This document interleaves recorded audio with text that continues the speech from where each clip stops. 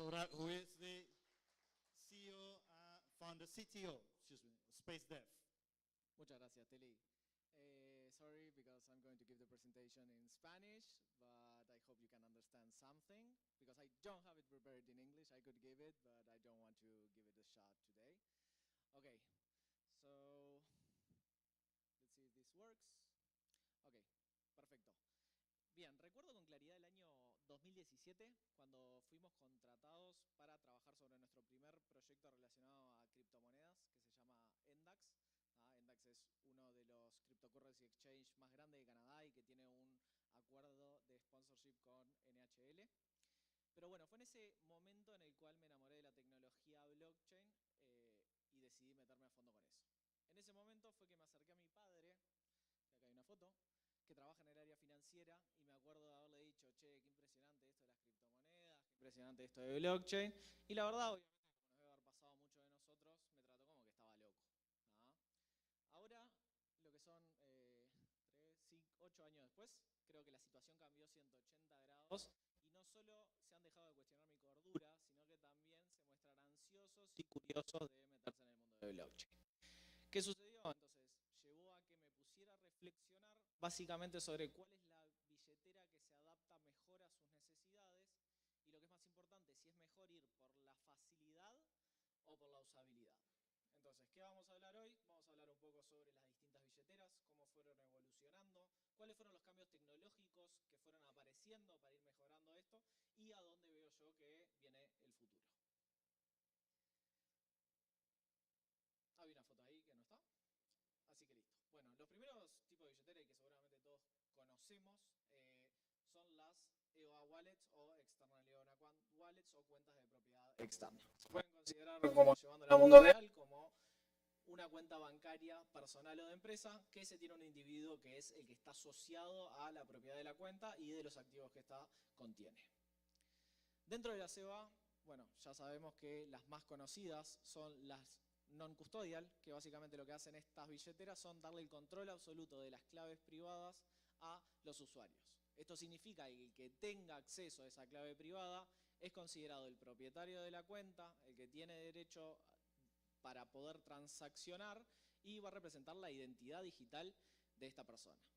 ¿Qué es lo interesante de este tipo de billeteras? Bueno, este tipo de billeteras reencarnan uno de los principios filosóficos más importantes de la Web3, que es funcionar sin intermediarios. No hay ninguna persona intermedia que pueda influenciar o incluso actuar en nuestro nombre.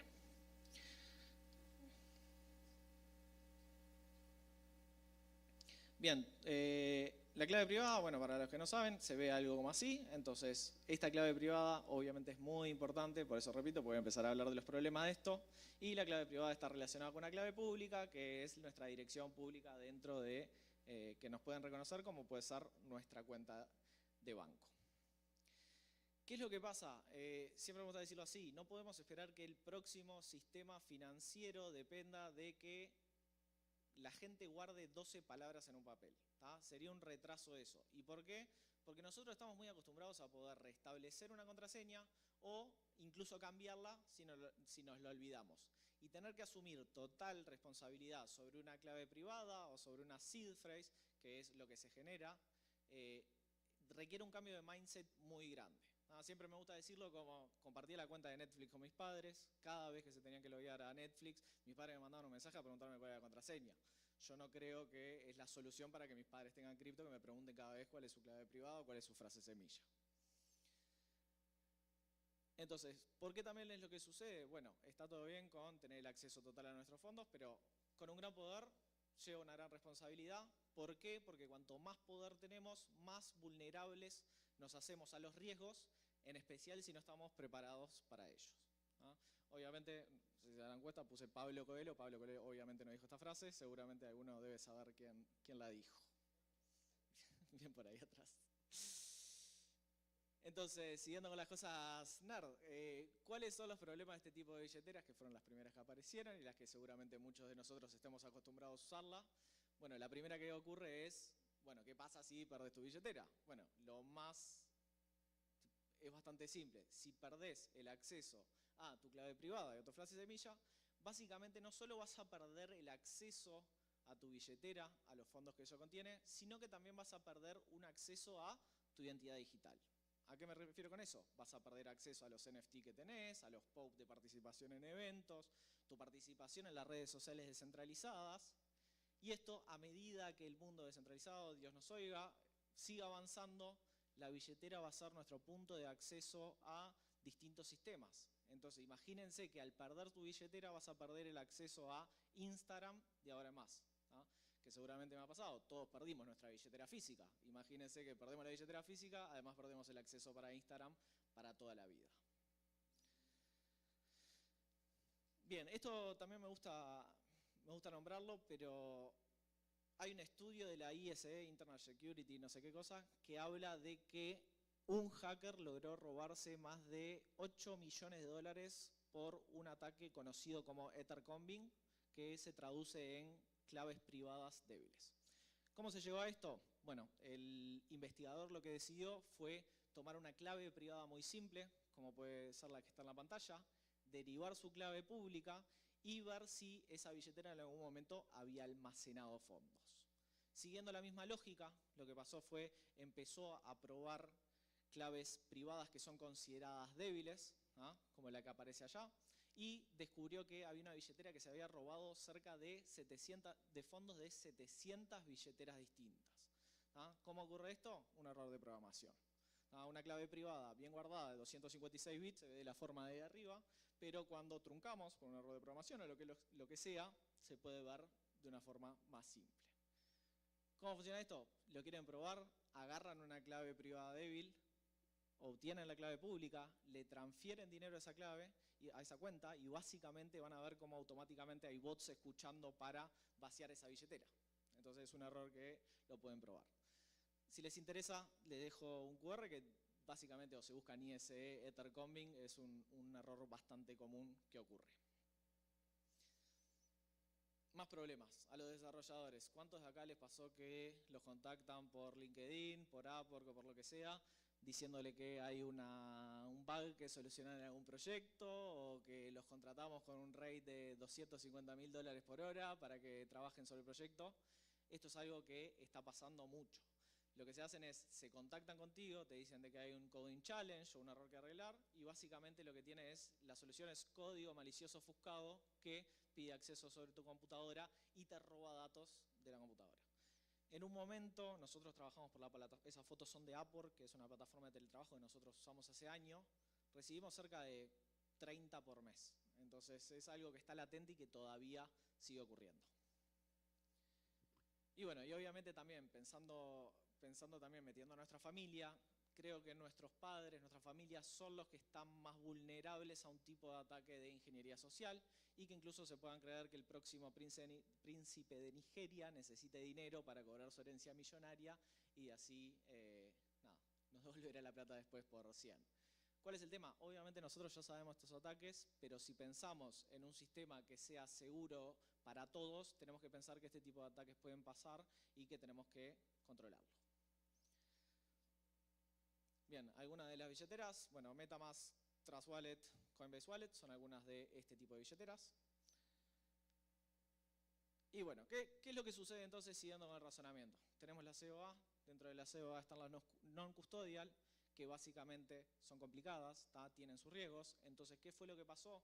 Mucha gente decidió por derivar el control de sus claves privadas utilizando billeteras custodiadas, como pueden ser las de los exchanges.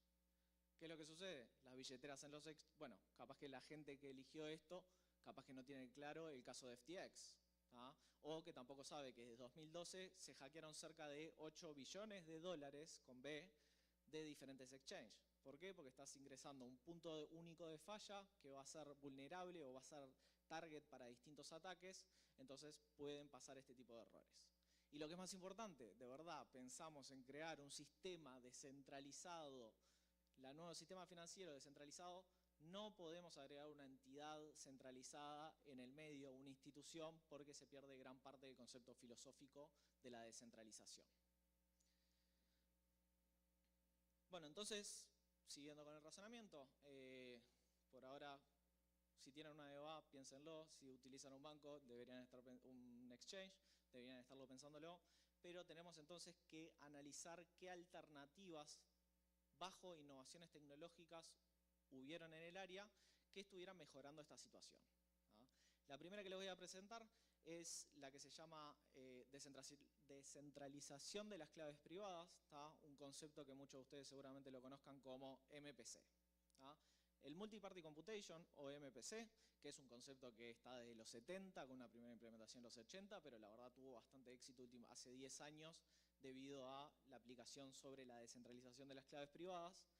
Es una herramienta que sirve para calcular datos, hacer cálculos sobre datos privados sin relevar los datos a los demás participantes. Básicamente, todos en esta sala tenemos un número, queremos calcular la suma de todos esos números y MPC me permite una herramienta para que ustedes no tengan que relevar el número a las otras personas. De nuevo, desventajas. MPC incluye, quieras o no, lo que es un grado de descentralización, entonces hay que pensar qué tal, qué onda, cómo está hecha la implementación de MPC, y además me lleva algunos, capaz que, ejemplos prácticos que hay que tener en cuenta. Por ejemplo, ¿qué pasa si hay un error? ¿Qué pasa si hay un soporte? ¿Qué pasa si necesito soporte?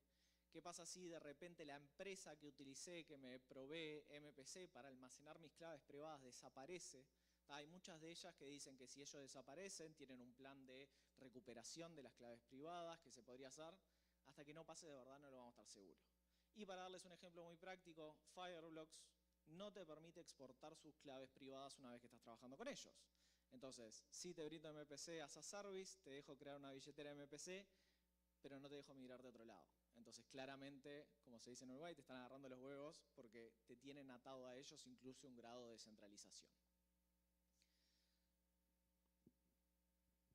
Bien, algo interesante cuando, vengo hablando de esta charla hace rato, y cuando hablé de esta charla, de verdad no había una verdadera implementación open source de MPC que nosotros podamos utilizar, pero Coinbase tiene ya una implementación de MPC open source que se puede descargar y pueden utilizarla para almacenar de forma segura sus claves privadas en sus proyectos, lo cual me pareció que estaba bastante interesante. Coinbase Wallet as a Service, Zengo y Fireblocks creo que son las más conocidas dentro de esto. Para presentarles entonces, siguiendo con la COA, otra alternativa, están los módulos de seguridad de hardware o conocidas como hardware wallet, que la verdad para mí tienen sus casos de uso, pero no soy favorable de agregar un extra paso al proceso. Ya tenemos una usabilidad que es bastante complicada dentro del mundo Web 3 y agregarle un dispositivo físico que sirve para almacenar claves privadas, pero que lo tengo que tener arriba o es molesto de tenerlo o me lo pueden robar, de verdad no creo que sea la solución. Pero bueno, siempre digo, para una caja de ahorros que se quiere tener, está bueno capaz que tener una cold wallet o un hardware wallet.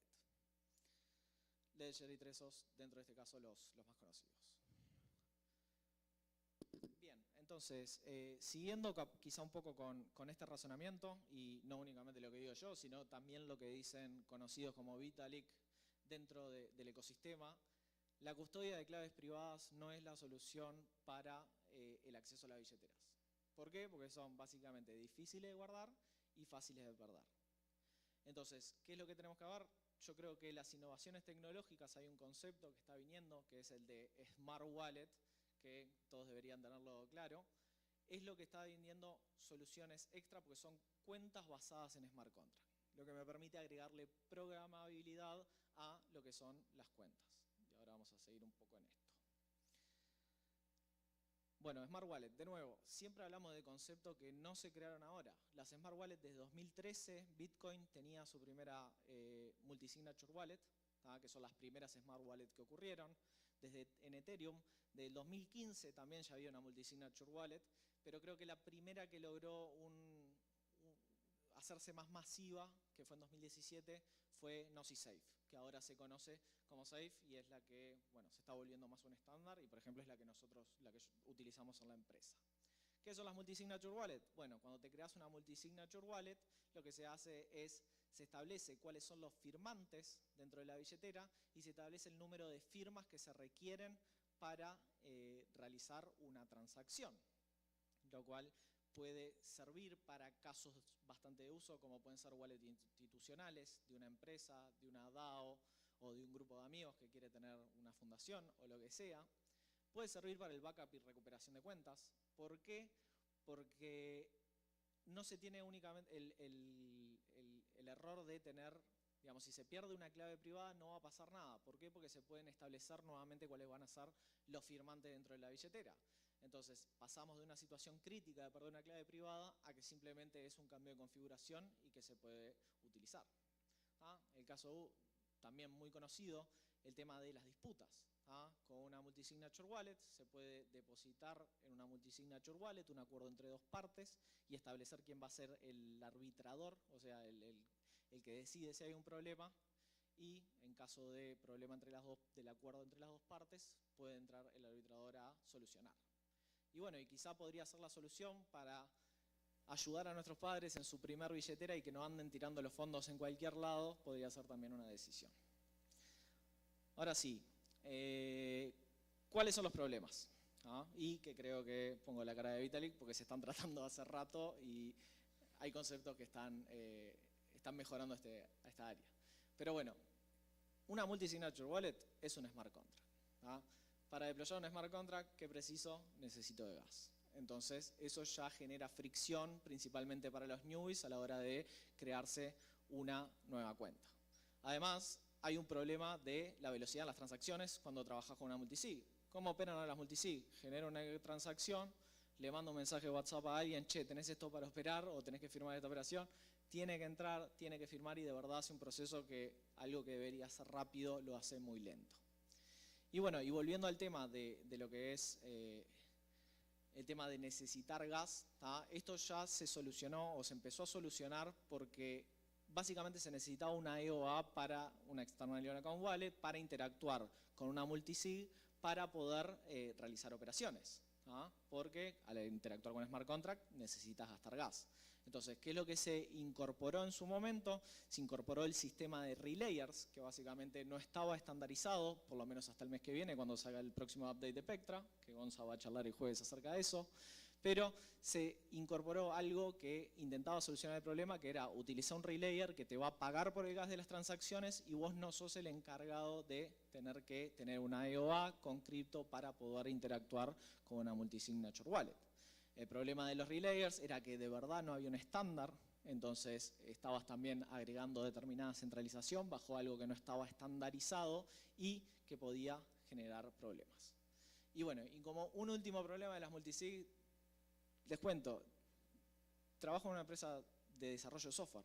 He recibido consultas de cómo hago para configurar una multisig. O sea, no es algo tan trivial para todo el mundo el crear una billetera que sea una multisig y genera duda todavía dentro de un ambiente técnico. Imagínense a nuestra familia intentando de crear una.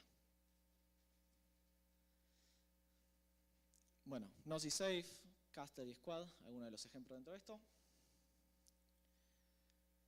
Y bien, llegamos a lo más importante después de hablar no sé cuánto porque no me pusieron el timer, pero vengo hablando hace un rato y di mucho palo quizás a las alternativas que había ahora. Creo que hay un concepto que de verdad fue game changer, que salió también hace 2 años, pero ahora se viene en el próximo update de Ethereum se va a lograr hacer más tangible, que es el concepto de account abstraction. A medida de account abstraction, que lo que permite, en palabras simples, es unificar una EOA para que sea una smart wallet, nos va a permitir muchas de las ventajas, va a romper muchas de las críticas que tienen las multisig y además va a permitir muchas más funcionalidades hacer una cuenta basada en smart contract. ¿Qué significa esto? Nos va a permitir otros métodos de autenticación, usuario y password, logueo por las redes sociales o algún otro que se nos ocurra. Nos va a permitir el two-factor authentication, nos permite la recuperación de cuentas, que si pierdo la contraseña con la que estaba accediendo a esta cuenta, voy a poder recuperarla. Se puede cambiarla, o sea, se puede hacer mutabilidad de autenticación. Al principio ayudarle a alguien que se genere una cuenta con usuario y password, después agregarle una hardware wallet o que empiecen a jugar un poco con la autenticación. Se puede agregar transacciones programadas, roles y permisos, monitoreo de fraude y muchas otras posibilidades. Así que de verdad, yo creo que lo que es las Smart Wallet son, la verdad, el futuro de lo que son las billeteras, ¿tá? Y me parece que nadie dentro de acá, si todavía está usando una external loan account wallet, como todavía mucha gente que usa MetaMask, debería empezar a probar las alternativas y también empezar a hablar de este problema, ¿tá? Porque todos conocemos a alguien que o le hackearon el MetaMask o que perdieron acceso a una cuenta. A mí me pasó de perder una cuenta, así que no tenía fondos, pero sí alguna cuenta se ha perdido. Así que si tuviera una Smart Wallet seguramente no hubiera pasado eso. Bien, no todo es color de rosas, ¿verdad? Las Smart Wallet son algo que requiere su tiempo de adaptación. O sea, el concepto de Account Abstraction está hace 2 años y recién ahora se está volviendo un estándar para subirlo a nivel de protocolo dentro de lo que es Ethereum. Entonces, hay todavía mucha gente que no está consciente del problema de tener una billetera o de básicamente las cosas que pueden pasar negativas por tener un tipo de billetera que no es una Smart Wallet. Además, necesitamos nosotros a la hora de recomendar. Mucha gente nos debe preguntar cómo compro cripto, qué billetera me hago. Tenemos que tener esto en cuenta para poder ayudar al resto de la gente a tener una solución mejor, ¿no? Otro de los problemas de las Smart Wallet es el tema de que había muchos protocolos DeFi o aplicaciones descentralizadas que bloqueaban las Smart Wallet. ¿Por qué? Porque se pensaban que eran bots, básicamente. Entonces ahora ya eso cada vez más. Y la falta de educación y difusión para desarrolladores, ¿tá? Es responsabilidad de todos nosotros que tengamos esto en la cabeza, que aprendamos y que podamos colaborar con este mundo. Bueno, dentro de Smart Wallet, Argent, Biconomy, 0x, Bravos, y cada vez hay más wallet porque es de los puntos que van saliendo más. Así que bueno, para cerrar, yo espero que les haya gustado mi historia muy rápida acerca de la evolución de las billeteras, cuáles fueron los problemas, qué fue las innovaciones técnicas que fueron subiendo. Pero de verdad, cuando pensemos en esto, no tenemos que pensar únicamente en nosotros, sino que tenemos que pensar en nuestra familia, nuestros amigos y las generaciones que vienen por después. Pero el objetivo es claro, hacer un sistema que sea simple, seguro y fácil de usar. Entonces vamos por ese camino. La verdad, les invito a todos ustedes a que tomen conciencia de este tema y puedan empezar a hablar de estos temas y recomendarlo y prueben las distintas billeteras que hay. No se queden con la external loan account wallet que ya están usando, sino empiecen a mover los fondos de lado a lado, a ver si también pueden empezar a opinar acerca de eso y ver las ventajas como yo las estoy viendo.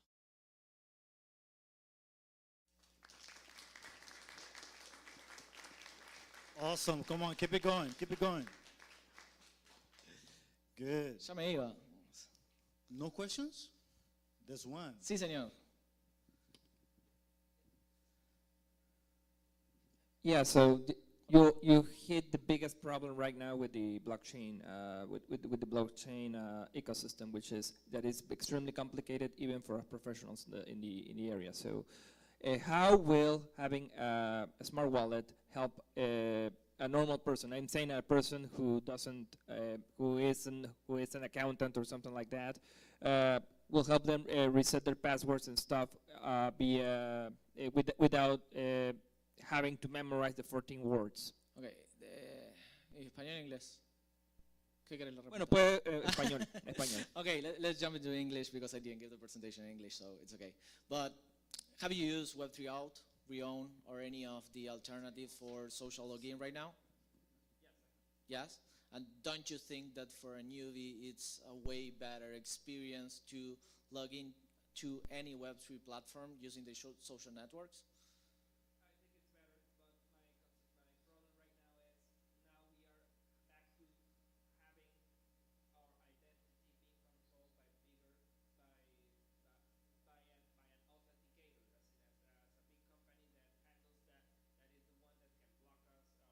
Agree. I agree, and I think that it's not the solution to the problem, but it is an alternative step for kind of like the wallet custodial. Kind of like if you need to enter an exchange using your social networks, even if it's a non-custodial, it would be a great kind of like middle thing between using a custodial wallet and kind of like having your own phones related with kind of like your social networks, but that it is kind of like owned by the authenticator. 100% true. The thing is, like, we need to start using these other kind of wallets. Do you have a MetaMask? What wallet do you use? Exactly. I mean, I also have a Rainbow wallet, a MetaMask, but what I consider important wallets, I have a safe. Kind of like I use a multi-sig, but safe is kind of like a good option for me. Okay. Anything else? Andy. So I agree that keeping a private key is a very difficult thing, and that these smart wallets are great. But it seems like there's a lot of steps to go from where they are now, which is they're specific to an application and also to a blockchain, to the situation you get with a signer like MetaMask, or even with these MPC signers like Lit. What do you think those steps are to go to all applications and then all blockchains? So, what do you mean? I didn't understand the question, sorry. Oh, the type of account abstraction that you were talking about, that was promoted by Vitalik, is something that connects you to a smart contract on a particular blockchain. Yeah. And as you noted, typically the UI for that is application specific. Yeah. So those are two constraints that we want to get past to get to where we are with MetaMask with the very difficult private key, right? All applications and then all blockchains that are EVM compatible, that use the same signing. So the problem, kind of like, do you mean for the thing between blockchain interoperability, or kind of like using a better usability for interacting with any blockchain? Being able to use the wallet, Yeah, we'll use that term on any EVM blockchain, which you get Yeah. automatically with the current signers. Yeah, I think that, well, there's not a standard right now. That is one of the problems. I mean, there's everyone trying to build the next better smart wallet. So it's what happened with the Ethereum ecosystem. It's really fragmented right now. So we are not having a unique point of view to solving the problem. There's a lot of people using this.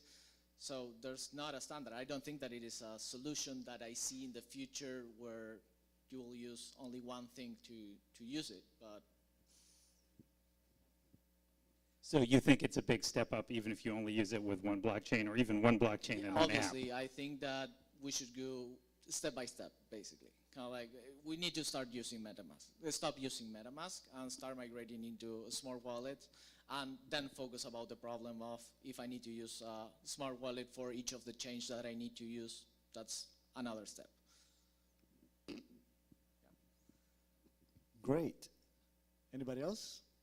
There's one more over there. Daniel?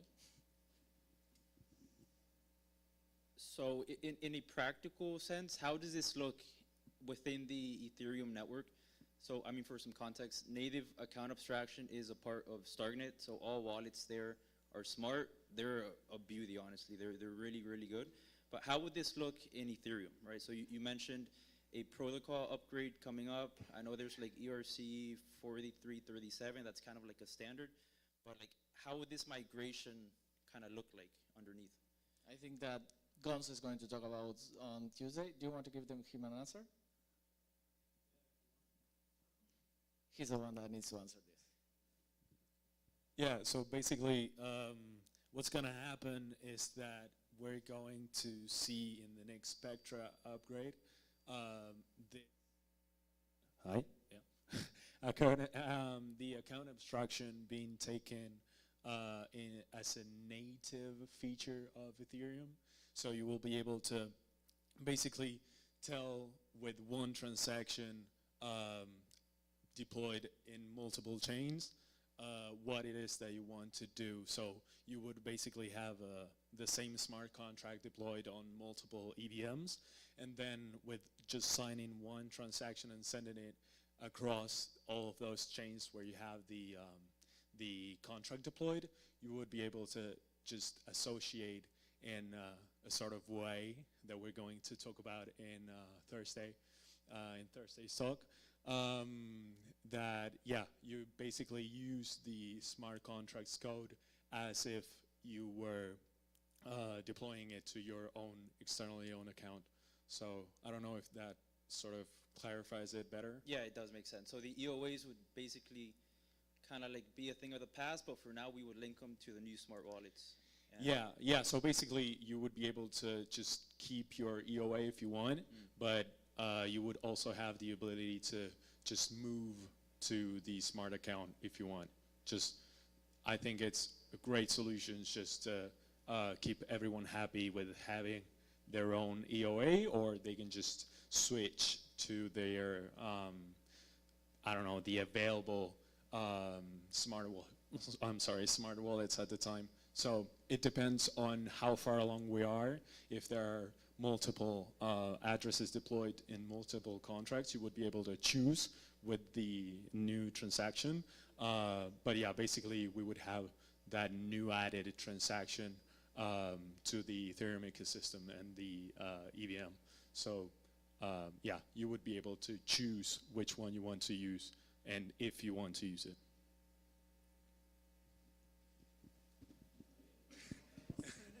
All right. Okay. Thanks. Let's give it up for Juan Manuel. Yes, thank you. Thank you, my friend. Just before we go to our next speaker, we have one announcement. We have Alejandro Navarro from Betsky has an announcement for you guys for our special night. There we go. We don't have to be that silent. It's not suspense, mystery.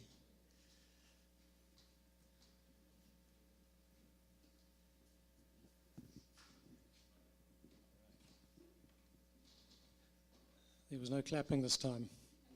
Yeah, very, very silent. There we go, that's better. So we're going to steal just a little bit more of your time. I know we both had some time up here already, so I appreciate a little bit more. Alejandro, you okay if I just kick off? Okay, so... Yes.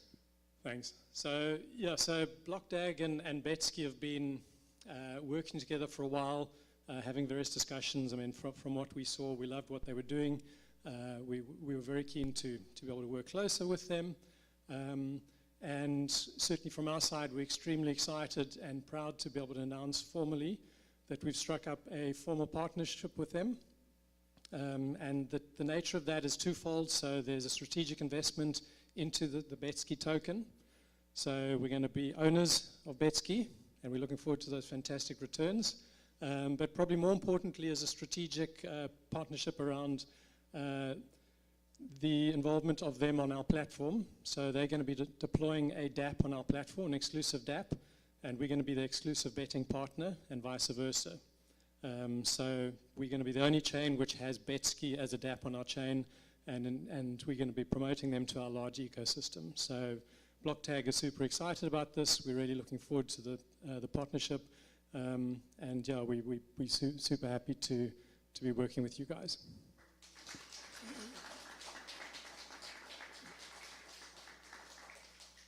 Thank you, guys. Thank you very much. You know, it's been very exciting, this whole process. We've been, for quite a while now, working alongside BlockDAG, you know, knowing and talking about everything, the vision, and everything aligns perfectly. So we're very excited to become the official and exclusive betting partners of BlockDAG, and we look forward to the future of working together. Thank you very much. Thank you, everyone. Yeah, you could feel the excitement, right? Come on, give it up, guys. This is big. This was close right here. Eth Chanel event in Panama City. Come on, one more time. Yes.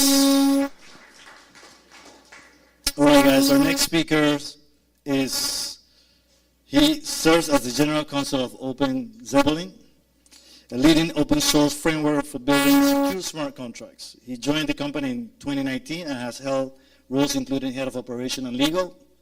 Prior to his tenure at Open Zeppelin, John worked as an associate at Scandin, Arps, Slate, Meager, and Flock LLP.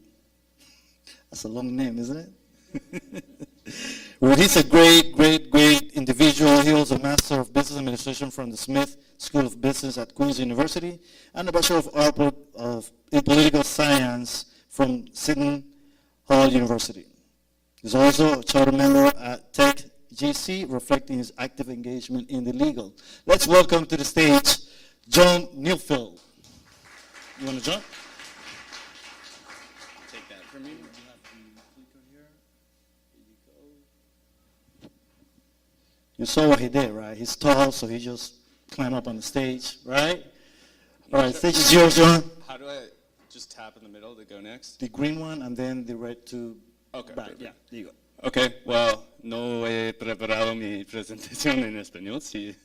Yo voy a continuar en inglés, pero I live in Panama and I'm super excited to be here because I've been here 3.5 years and Stephen welcomed me into the small but robust and growing blockchain community here, so it's pretty awesome to drive in and sit in the customary traffic jams and come to Casco and be here. So I'm excited to chat with you all. I've been at Open Zeppelin for 6.5 years now. So I am a lawyer, but I've seen a lot about the open source ecosystem in blockchain, which is super exciting to me. And yeah, I'm not a tech expert, but I'm really open to taking questions and interrupting me, and you can ask me anything and everything about Open Zeppelin or my take on things, and it can be related to this or not. So I just put together a few slides about what I've been thinking about at Open Zeppelin lately that I hope is helpful. So who's Open Zeppelin? Many of you have probably heard of us before, but we're an open source company focused on security. We help anyone who's basically building a decentralized application build, secure, and operate that application. I've put up, we've worked with thousands of protocols, financial institutions, Fortune 500 companies. Lately, that's been interesting. But also a lot of, let's say, the leading or blue chip protocols. And I put up just a select few kind of ways that we do help folks build, secure, and operate. Because many folks will come up to us and go, oh, I know Open Zeppelin, but for X, Y, or Z, they always ask, like, also, how do you make money? Because isn't it all open source? So that's always fun, but we have, our contracts libraries in the build side. I'm just gonna actually go to the next slide where I go into this a bit more detail. But yeah, we've been setting, I would say, industry standards with the proliferation of our open source libraries. We've been around, we're turning 10 this year. So like I said, we've helped many different folks of different kind of types and different industries. I would say we're best known for our contracts libraries. So these are open source smart contract building blocks that have been battle tested over the years. They go through audits, formal verification, and they've just simply been out there in production with really bad hackers around the world trying to break them, and they kind of have held the test of time. So yeah, over 23 trillion in value transferred with those. And then we're also known for our security audits. So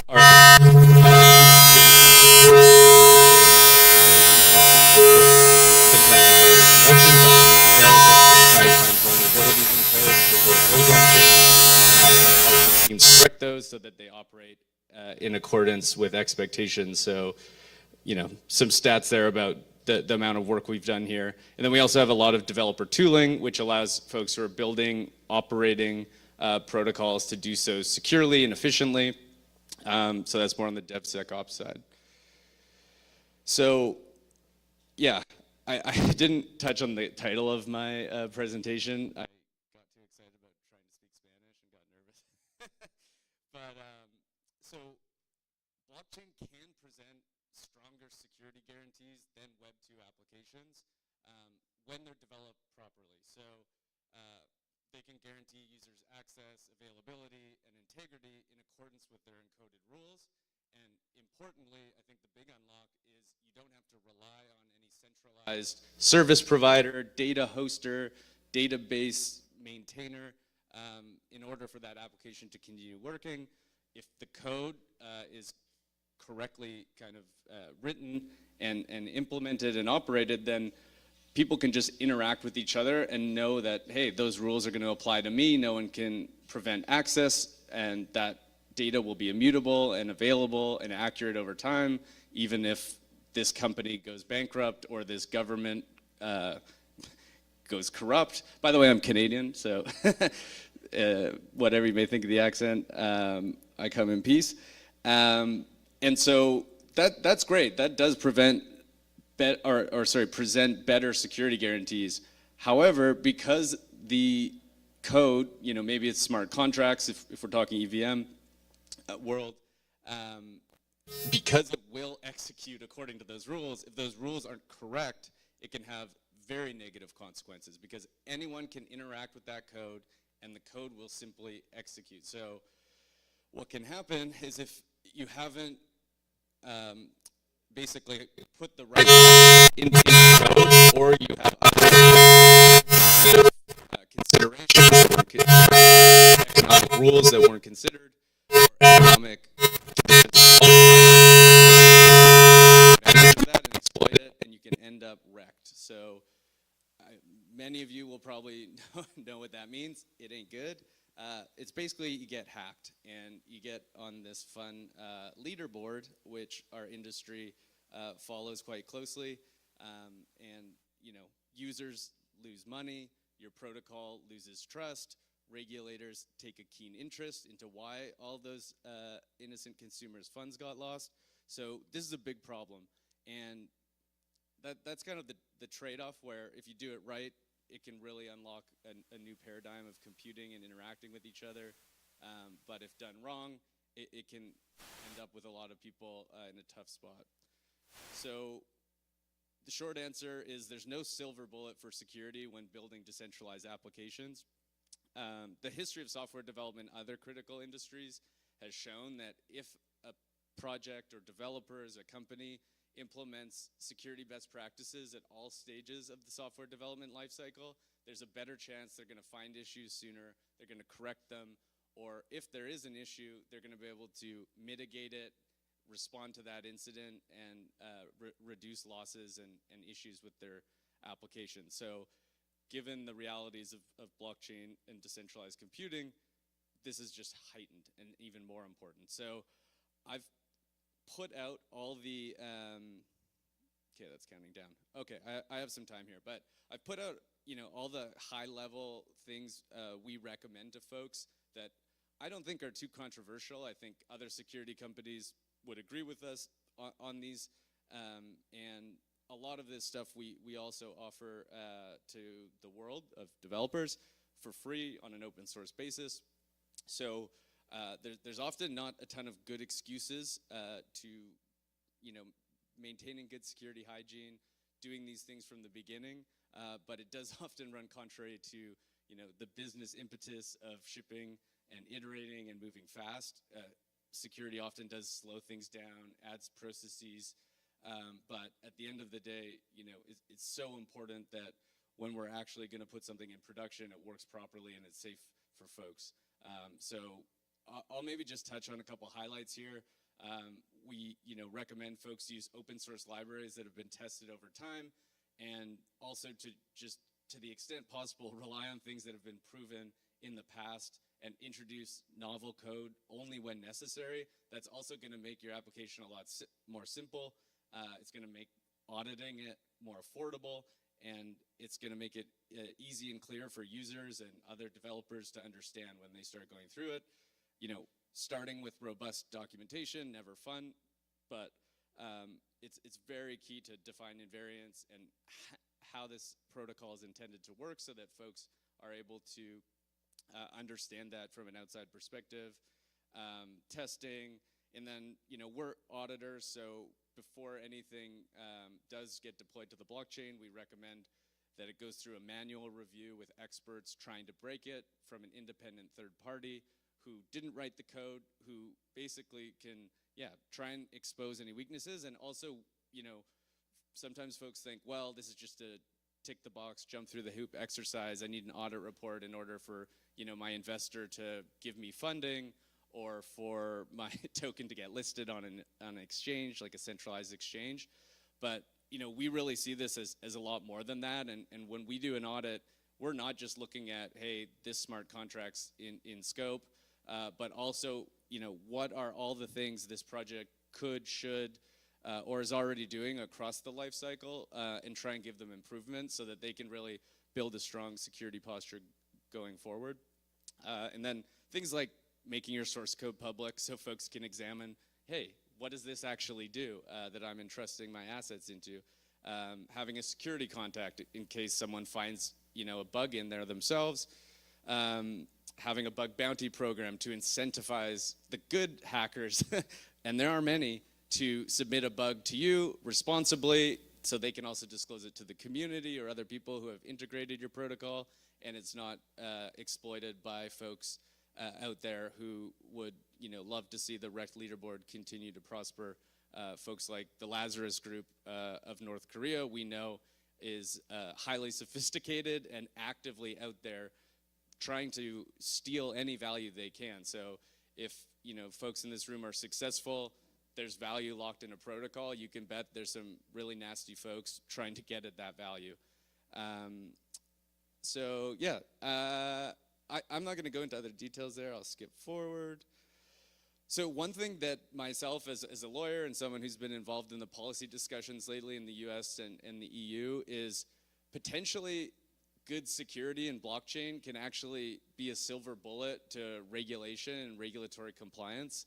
I think the last 4 years, the US as kind of this world police in all various areas, but especially in our industry, the securities regulator, the SEC, really made our industry constantly, bogged down thinking, how do I do things in a way that don't trip up U.S. securities laws, but also, various other banking, prudential regulations, commodities, trading platforms, et cetera. So I think one thing that's emerging in Europe is that actually, if a blockchain protocol is decentralized and therefore operates according to its encoded rules, there's no intermediary or person of control that can just change that or steal funds, there's no custodian, well, then shouldn't a certification that this protocol operates as intended and is expected to over time be enough to satisfy regulatory compliance and ensure consumer trust? So this is basically the recommendations we're seeing for the expansion of MiCA, which right now only regulates centralized crypto asset service providers in Europe. They're looking at, hey, we could regulate, they say DeFi, I think it should be decentralized applications generally, by basically doing an audit, which I think is great news for our industry because I would say the vast majority of decentralized protocols do that anyways. So we're pushing hard and interacting with those regulators to make sure that audit actually makes sense and is aligned with what folks really are doing already, because we see that as like basically net zero additional work and cost.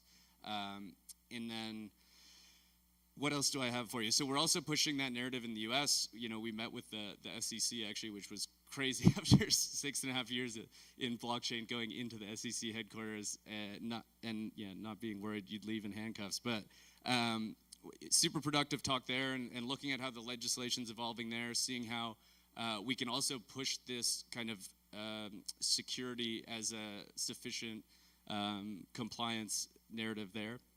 One thing I did want to just bring up to everyone, because this was news to me and it really shouldn't have been as someone who works for an open source software company, but in the EU they've approved the Cyber Resilience Act, and that's coming online at the end of 2027.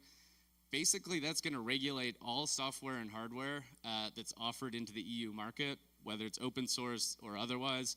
If you're putting out software or a program that you're monetizing in some way, you are going to have to follow security best practices like the ones I laid out in the slide previous to this. So I think for those building, to the extent you can start to implement this kind of best practices throughout the developer lifecycle, I think the better. You're future-proofing yourself from the oncoming regulatory regimes, and I don't think we should fear regulation for this reason. I think it's like cleaning your house. We could all use some incentives to do that and to motivate, because it's not necessarily fun or going to make you faster to market or find product market fit, but it's also going to cause you to make sure you're building trust over time with users. You're building a protocol that can grow and handle kind of, I would say, the high stakes of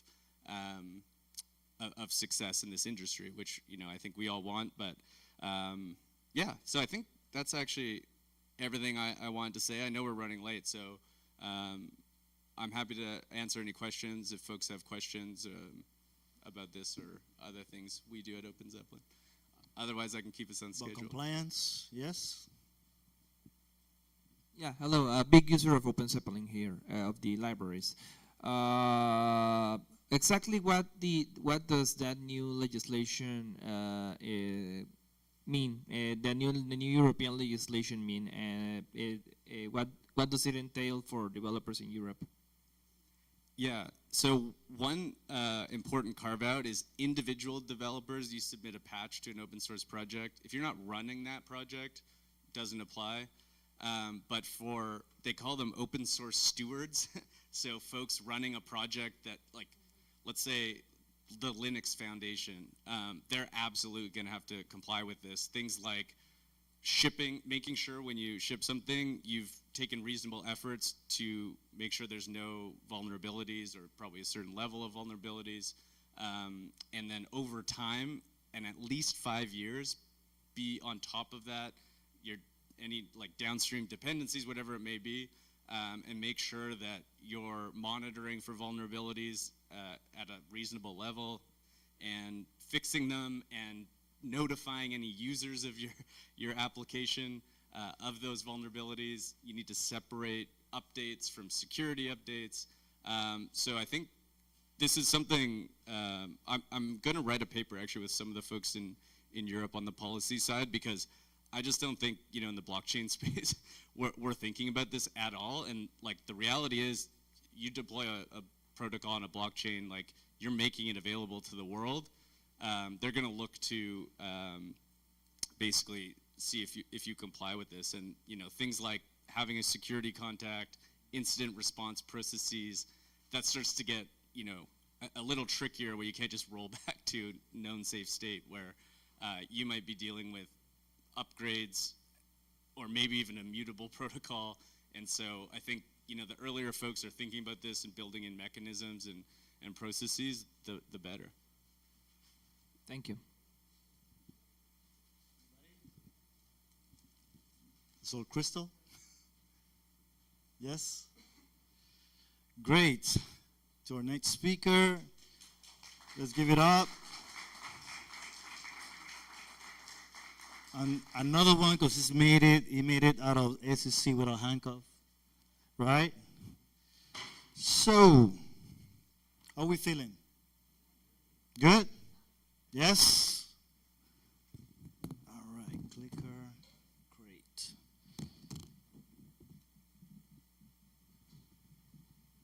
See if we're ready up there. All right. Michael is like with expectation, waiting, sitting there. There we go. Michael Nono is the CEO of Talos Network. He's the founder and CEO, a blockchain platform dedicated to decentralized artificial intelligence. Under his leadership, he has developed Nexus, an on-chain agentic framework that enables autonomous AI agents to operate on blockchain technology. In 2024, the company secured $6 million in funding led by Polychain Capital to advance its decentralized AI initiatives. Michael has also been involved in partnership integrating AI agents with platforms like Sui Blockchain and Walrus Decentralized Storage, aiming to enhance AI deployment and data accessibility. Additionally, he has participated in industry events such as the Summit on Responsible Decentralized Intelligence, contributing to discussion of the future of decentralization and AI. So let's give it up for Michael Hanono. Welcome to the stage.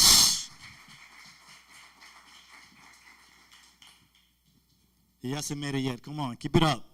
All right. All right. Okay.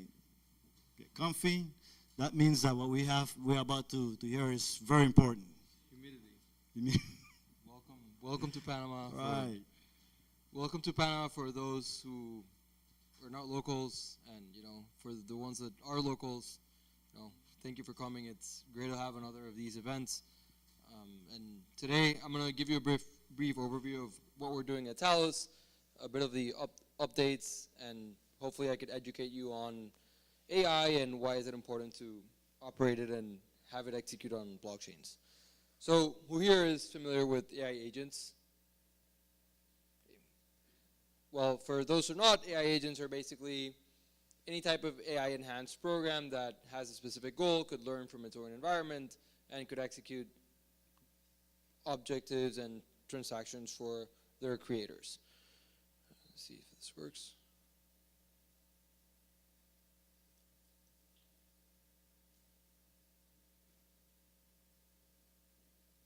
It's not working.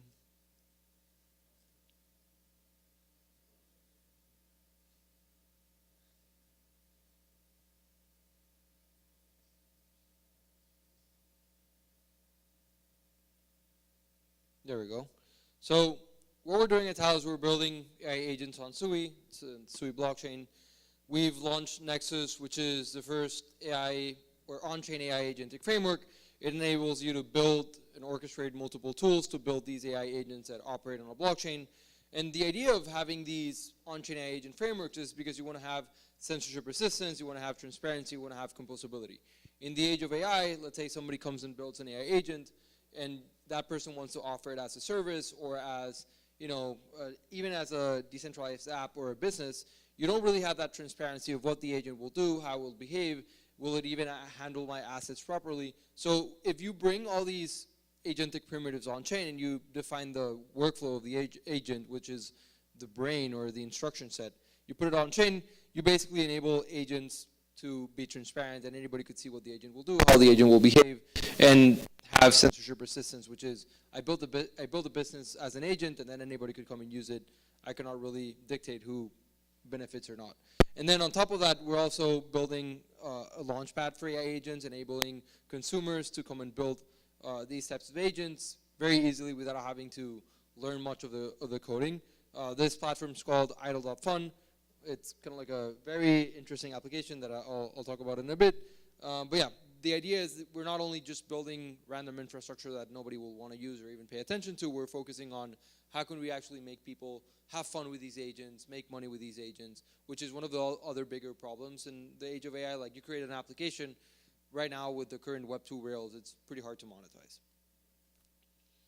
So as I was saying, what is an agent? Web 3 agent, you want to have the agent actually transfer value autonomously. You want to do that through a blockchain because you have these native permissionless rails.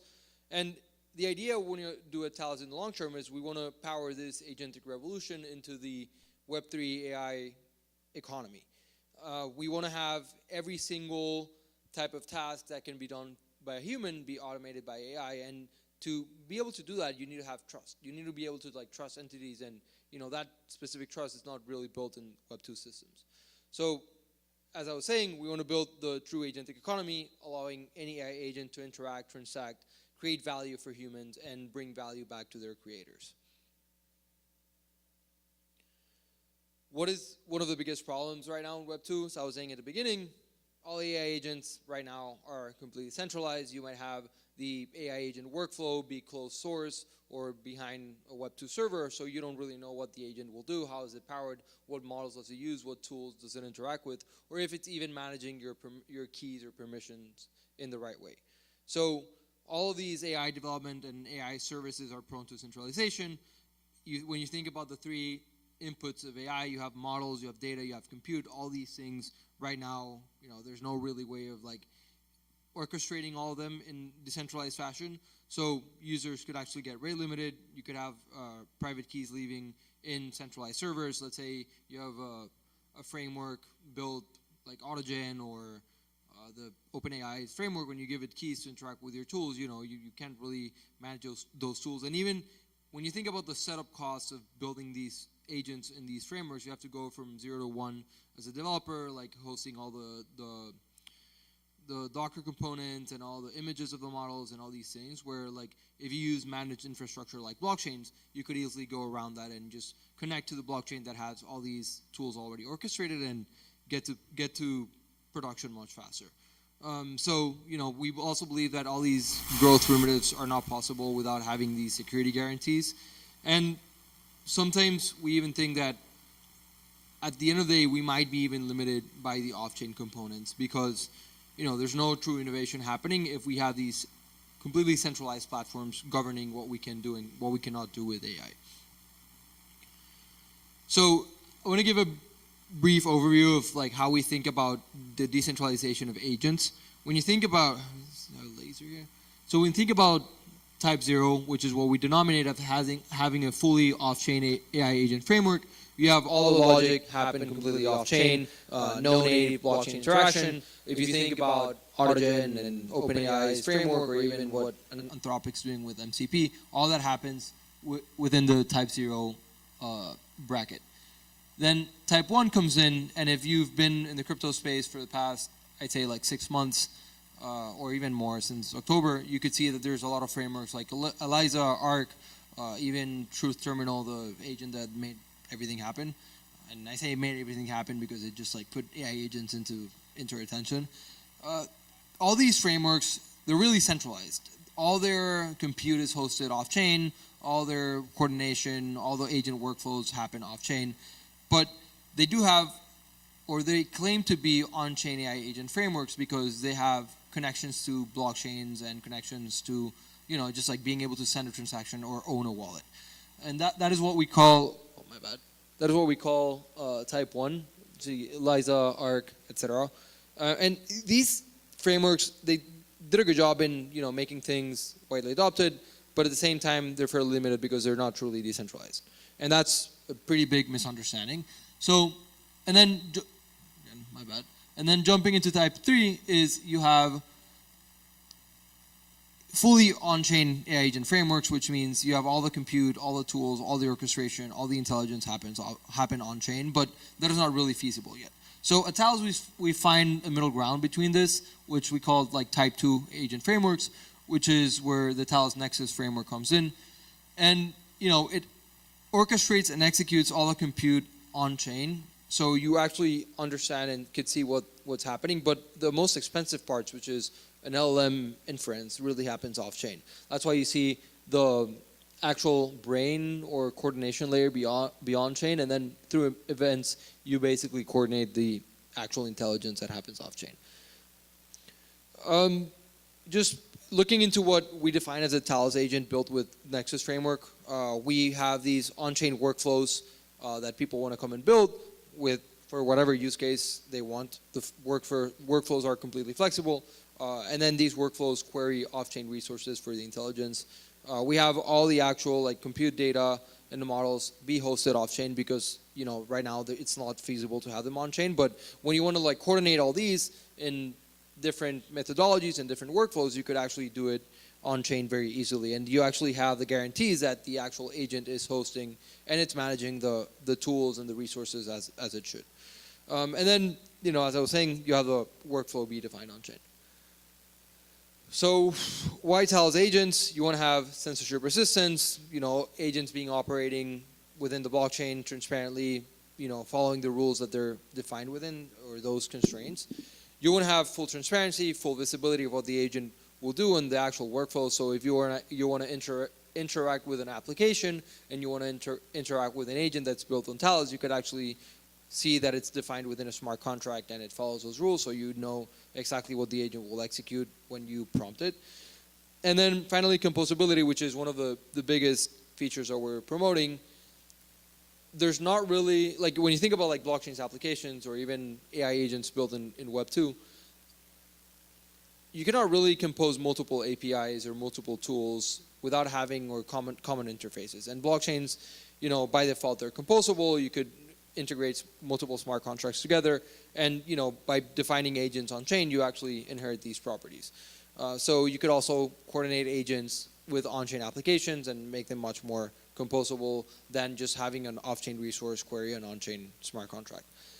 And finally, verifiable ownership and governance. at some point, if you build these agents as services and businesses, you're going to have potentially tokens. We've also developed a framework for initial agent offerings where you could deploy agents and tokenize them very easily, and at some point have governance capabilities over these agents and applications.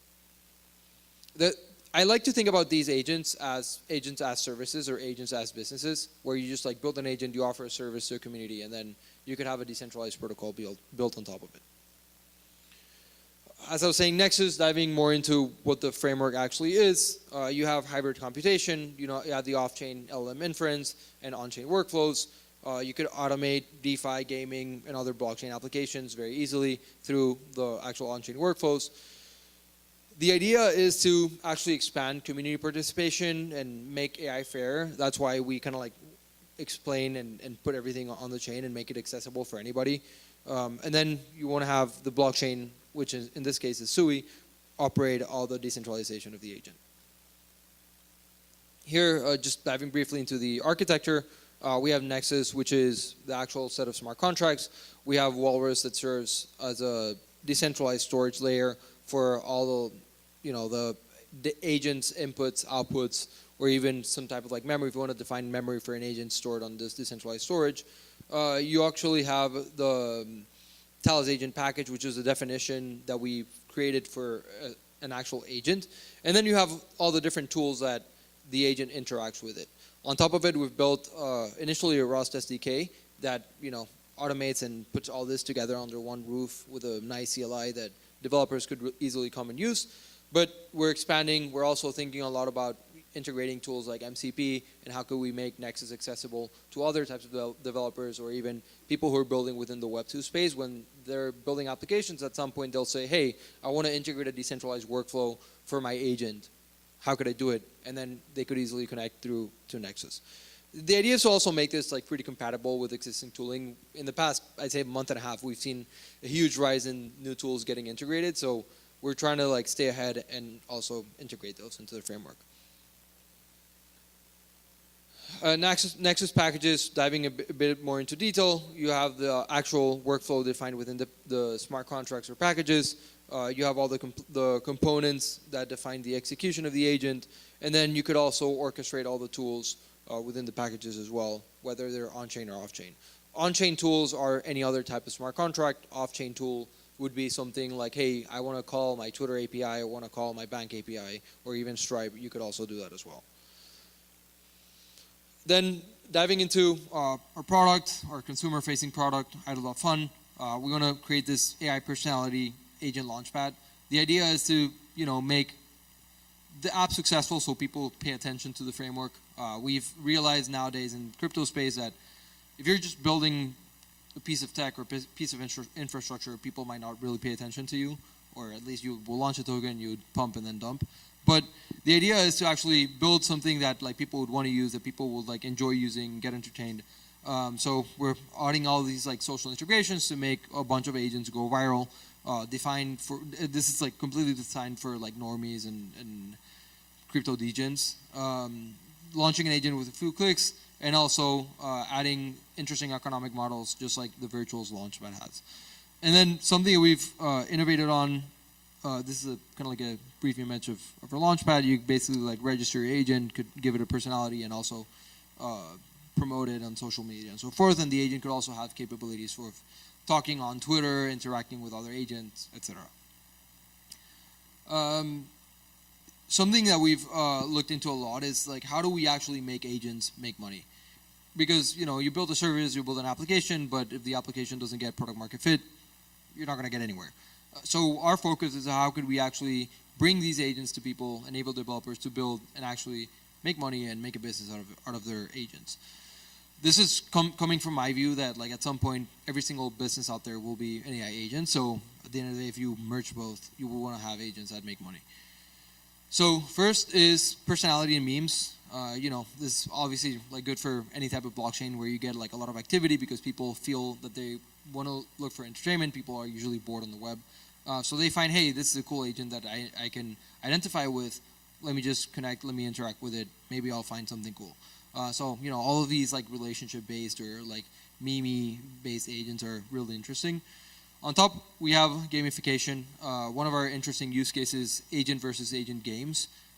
Imagine an agent creating a set game and then having other agents compete on top of it. This is, I think, and then like people at the end of the day could bet on the agent outcomes. I think this is like a massive source of entertainment now that you have a lot of like AI generated content. People could come and bet on these agents that would actually behave in some sort of way that they would support, and people could kind of like bet on the actual outcome based on luck or even agent interactions. So we want to have like kind of these betting, not betting, but actually like game boards or game master agents that define a place to play for all these other agents, and then have people interact on top of it. And then last but not least, DeFi, which is one of the most useful crypto use cases right now. You want to have agents route liquidity throughout multiple DeFi protocols and actually improve DeFi UX, which is one of the biggest roadblocks that have hindered crypto adoption. So yeah, again, as I was saying, the job of the agent at the end of the day should be to create money or create wealth for their creators. So some of the bigger goals that we want to like bring into the Sui blockchain is to make it a destination for AI agents. Why? Because Sui, and if you guys don't know about it, has an interesting programming language called Move. It's object-oriented, object-centric. They have the right primitives, the right tooling to build a lot of AI services on top of it. But you know, they're kind of lacking a bit of agent activity, and we want to make that push great and push that narrative on Sui and increase the velocity of money on Sui through a lot of AI agents. Sui is a great blockchain. I think the experience that we've had with them has been amazing, and we're looking forward to like continue partnering and continue building a bunch of AI services on that platform. Some of our latest updates, we've announced our seed round in November, which was almost 6 months ago. We released our NFT collection called Tallies. You could market it on Tradeport. It was I think it's top 5, top 6 collections on Sui, which has gotten pretty cool. They're like these really nice frogs. And then we've also completed the milestone for the DevNet. That's going to be coming out later this week. And then, yeah, we're looking forward to launch our launchpad by the end of Q2. So yeah, thank you so much. Join the Agentic Revolution. This is a QR code if you're interested in building on our DevNet. Fill it in. We'll reach out to you, support you, and follow us on Twitter, join our Discord, or even look at our website. Thank you so much. I'll take any questions. All right. There's a question over here. Ready? Hey, hello. Okay, I think the big elephant in the room here is that most of the bias of all of these agents and networks is in the LLM itself, which even for the big companies is a black box. So is there a way to organize to know which bias the agent is using in the output of what bias the internal LLM output has? That was 1. And 2, are you planning to use MCP protocol for LLMs? Good. So answering the first question, LLM or AI bias is a very difficult problem. I don't think we're going to be the ones solving that right now. But what I like to say about this is that there's no real way to verify the LLM output. What you could verify is that the output came from the right model. But whatever that output is, it could be right or wrong, could be biased. Like there's no real way to like break that black box right now. It's up to the model creators to manage that. What we're doing is we're enabling multiple AI providers to come into our framework and provide their tooling for people to come and build AI agents on top of us. And second question, yes, we're planning on building a wrapper around the framework that serves as an MCP server for any MCP server to interact with Nexus.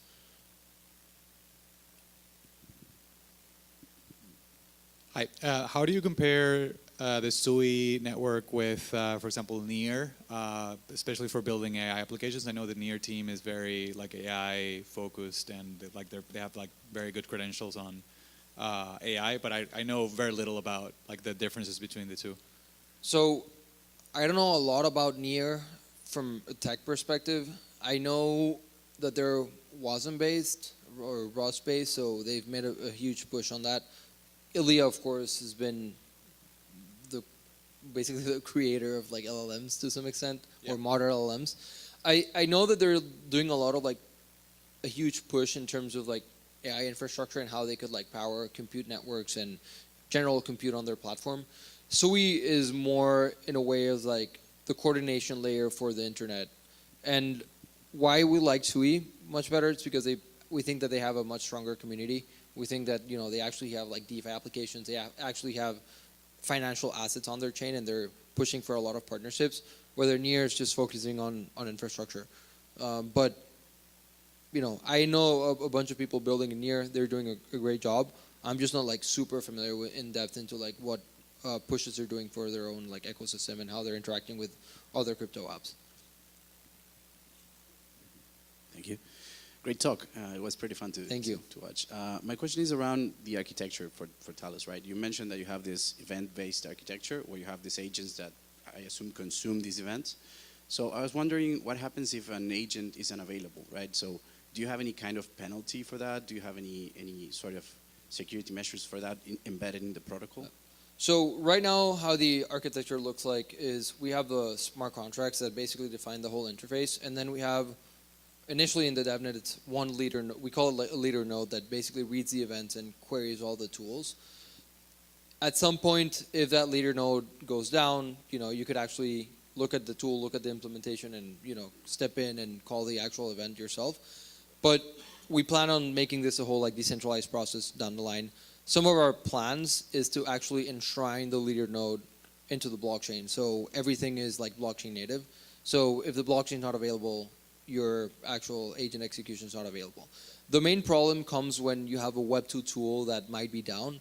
Yeah, at some point you'll need to have some slashing mechanism, and tools will need to provide some economic stake. And, you know, if they're not responding in a timely manner or in not the right format, you know, you could easily slash them. That's included in our tokenomics. And I have another quick question, if I may. It's about the Type 3 model that you showed. Do you think that that's ever going to be a reality, where you have the entire AI agent thing working on chain, or do you think that's infeasible, like forever? I don't think it's unfeasible. I think up until forever, we want to move towards Type 3. Let's say we have plans, we have like working protocols of like, as I was saying, like enshrining as much as possible into the blockchain. But as long as you have something like Twitter not be on chain, or any other Web 2 API that's not on chain, you're gonna be on Type 2. So you could go like Type 2.5 or as closer to 3 as possible by enshrining all these like orchestration metrics or like the actual events. But if you end up using a Web 2 API, it's going to be very difficult. And I don't see like Twitter going on chain anytime soon. It would be ideal, but, you know, it's fairly difficult. Thank you. No, thank you. Give it up. Come on. Yeah. That was fun. Thank you, Michael. This way. Unless you decide to jump. Nope. Thank you. All right. Thank you. Push up like this. All right. Well, we're coming to a close of this session, but not of the evening. We have our next speaker, represents Tesla's Lab. He's an experienced software engineer with over 15 years of expertise across various industries. He has a proven ability to develop and deliver high-quality software solutions, demonstrating strong analytical and problem-solving skills. Currently, Luis Ricardo Sanchez is engaged in advanced real-world assets, focusing on and integrating emerging technologies to digitize physical assets. And I think that's why a lot of us are here. So let's give it up for Luis Sanchez, Tesla's Lab.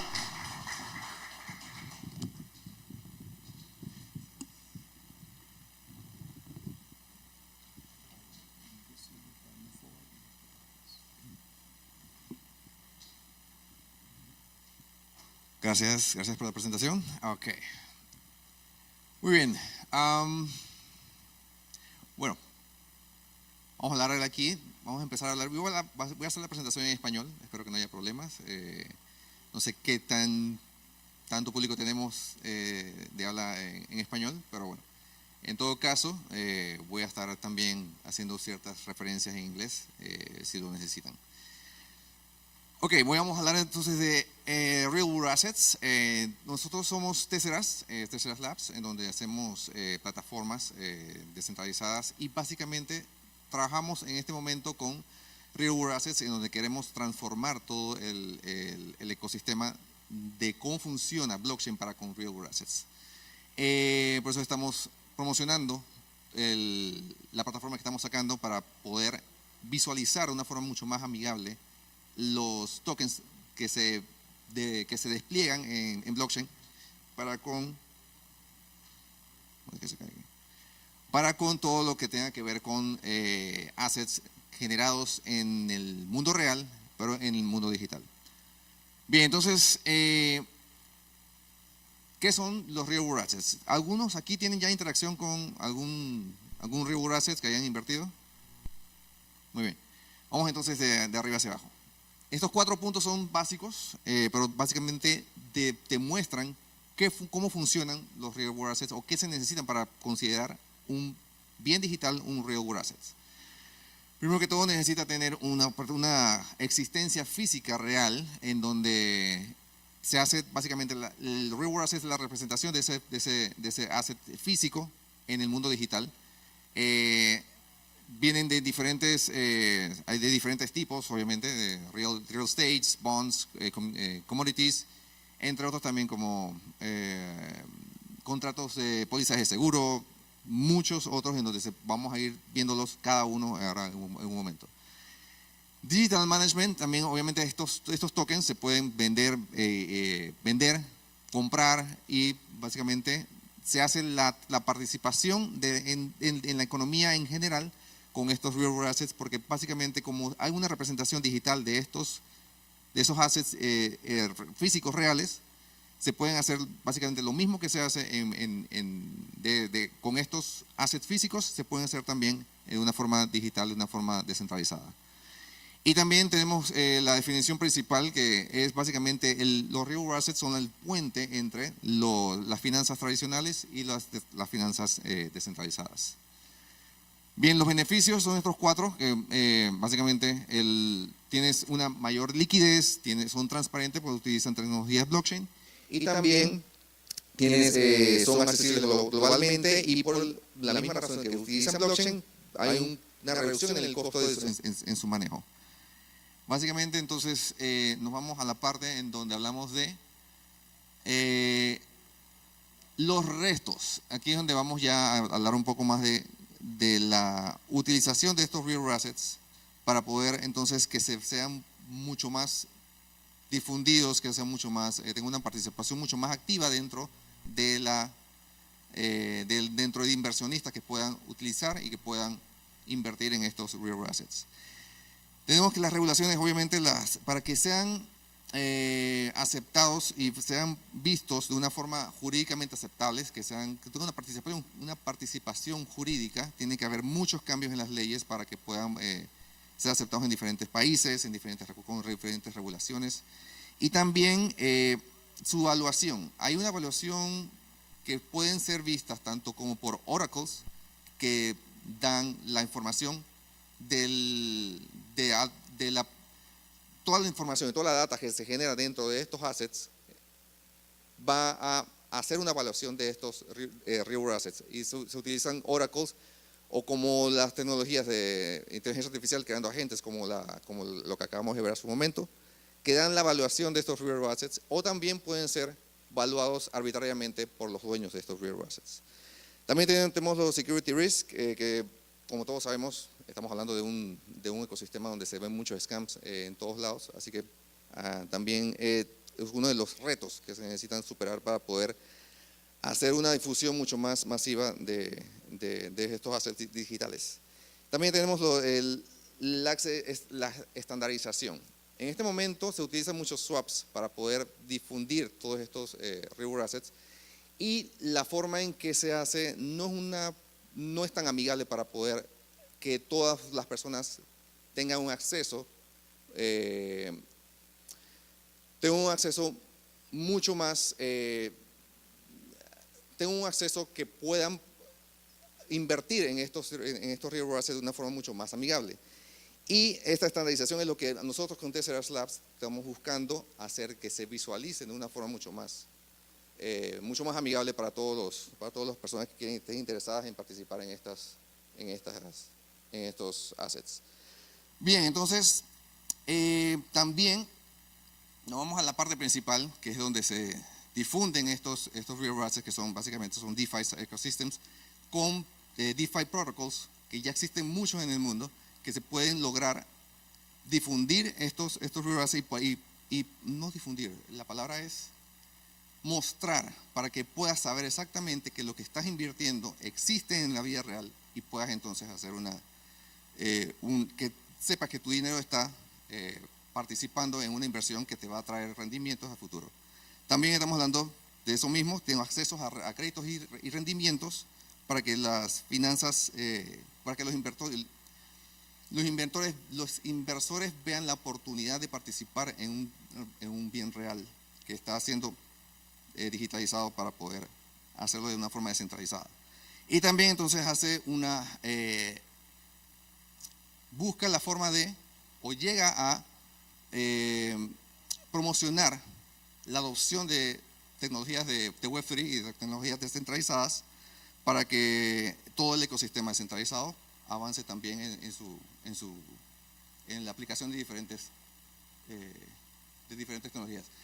Esta filmina es muy importante porque básicamente ya muestra los 7 puntos que ya están definidos como los necesarios para que un real world asset sea real y tenga participación en el mundo digital, como por lo menos que en el Blockchain Asset Connection, que tú básicamente necesitas esa conexión con algo que de verdad existe y esté tokenizado y esté ya digitalizado. También busca la forma de fuerza la creación legal de ese real world asset en el mundo digital. Al tú transferir toda la documentación que existe física, la transfiere al mundo digital y haces entonces el despliegue de este token que tiene una representación de algo real. Ahora en un momento vamos a ver todas las categorías y los casos de uso en donde se están utilizando todos estos real assets en el día de hoy. La representación digital también, si nos vamos a la documentación necesaria para que exista en el mundo real, toda esa documentación va también en la parte digital. También entonces está la representación digital, en donde el token es representado por la existencia física, pero no solamente existencia física, también la existencia de la persona y la identificación de la persona que es dueña de ese asset físico. Hacen que toda la documentación del asset físico también va unada con la representación de la persona en sí, con todo lo necesario, que ahora vamos a ver las regulaciones que se utilizan. También está el market valuation, que lo hablamos en su momento con los oracles y los trust parties, que utilizan los datos para evaluar ese real world asset. Y también entonces tenemos los secure custody, que básicamente esos son las personas que avalan la existencia de ese asset en físico, también lo avalan para que tenga una base legal de la creación de ese asset físico en el mundo digital. Y también son para que tengan transparencia y también sean auditables. Y aquí entonces los vamos a la parte de la creación de todos estos involucrados, de este asset en físico, haciendo el KYC y buscando las regulaciones de money laundering a todas las personas involucradas, tanto los dueños del asset como los inversionistas que van a participar en la compra y venta de estos tokens. Y lo principal de todo, obviamente, ¿para qué estamos haciendo todo eso? Para que haya un rendimiento. Si no hay un rendimiento, ¿para qué lo vamos a hacer? Así que necesitamos que el real world asset tenga un yield generation, en donde todas estas inversiones van a ser distribuidas de forma automática a través de plataformas descentralizadas con blockchain. Entonces, teniendo todas estas características, ya tenemos el Real Asset creado, ya tenemos todos los participantes, ya tenemos a los inversores y también las plataformas que van a mostrar como Tesseras, que es lo que estamos haciendo para mostrar estos Real Assets de una forma mucho más efectiva y mucho más atractiva.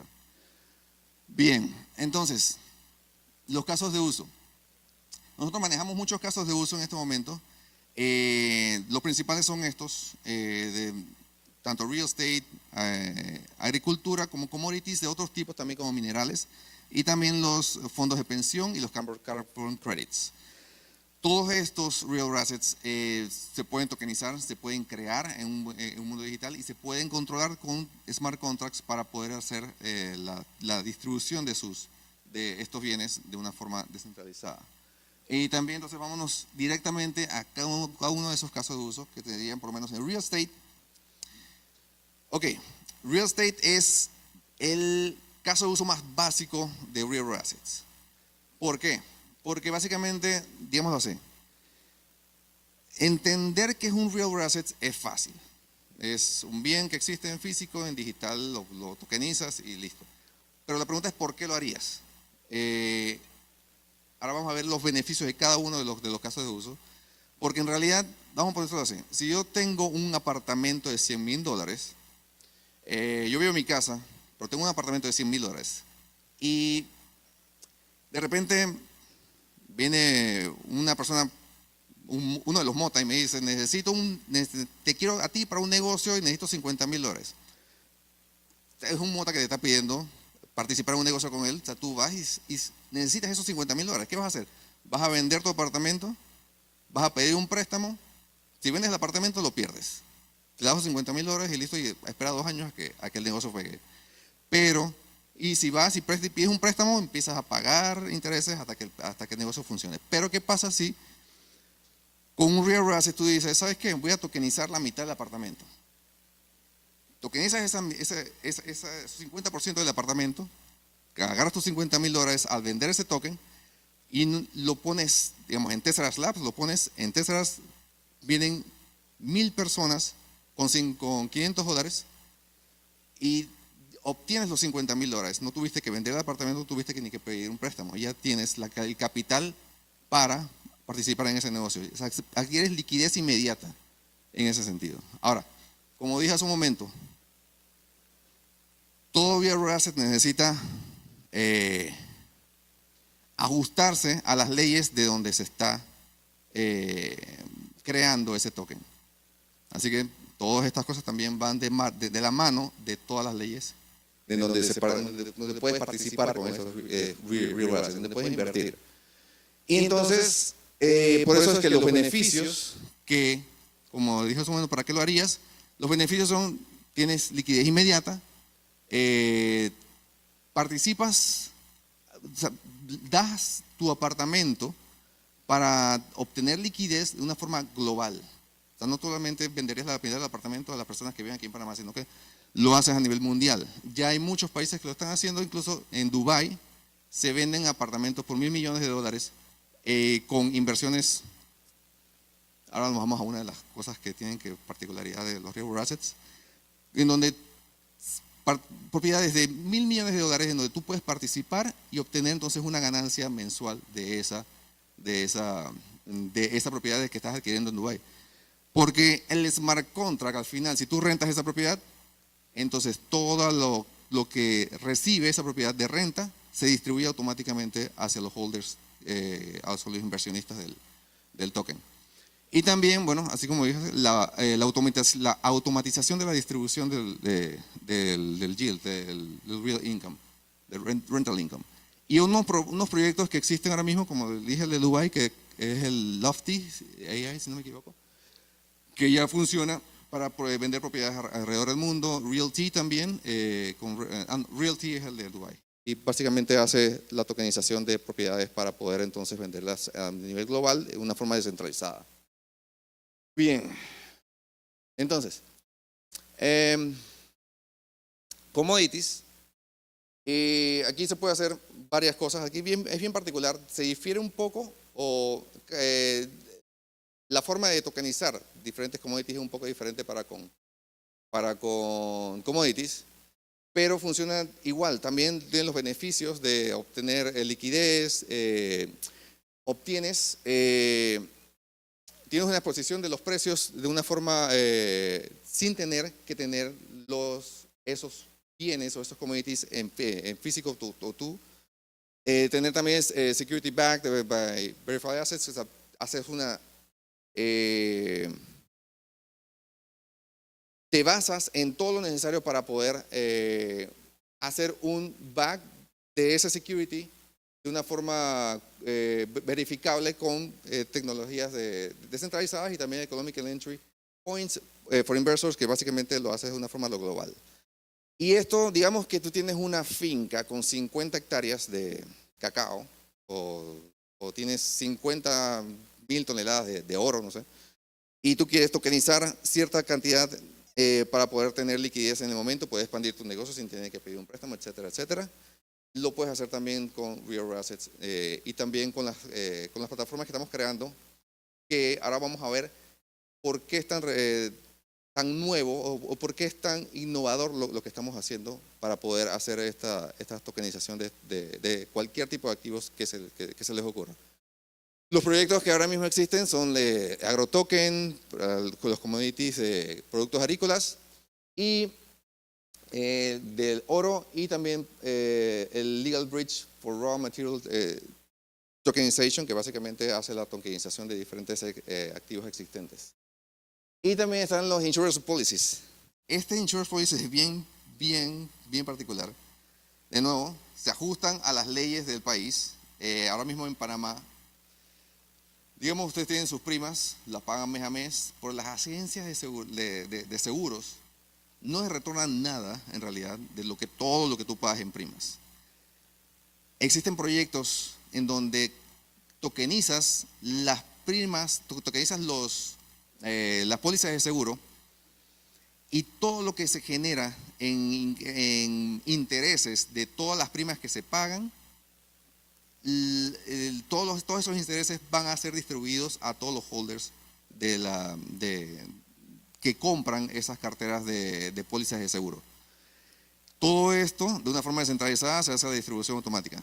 Creo que en Suiza, que hay un proyecto de una comunidad que creó una agencia de seguridad como